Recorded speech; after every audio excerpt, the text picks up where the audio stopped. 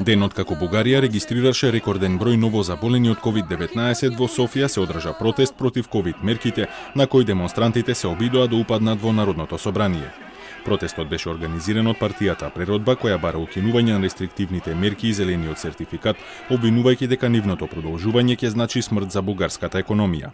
Додека демонстрантите мирно скандираат долу маските, од организаторите стигна повик мажите да застанат во првите линии, а жените и децата да се повлечат назад и да тргнат кон собранието. Полицискиот кордон беше пробиен и демонстрантите стигнаа до церемонијалниот влез на Народното собрание, но беа спречени да влезат од припадниците на Националната служба за обезбедување, кои го забарикадираа влезот со маси и столици.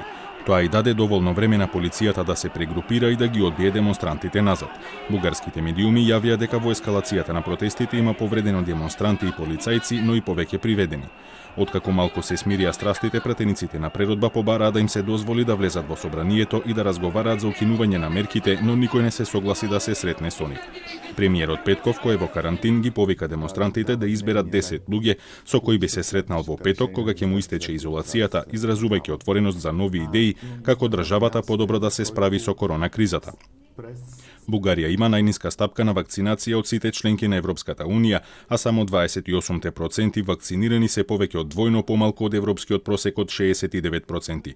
Вчера беа регистрирани 7062 позитивни случаи, а од почетокот на месецот Бугарија секојдневно бележи по неколку илјади новозаболени.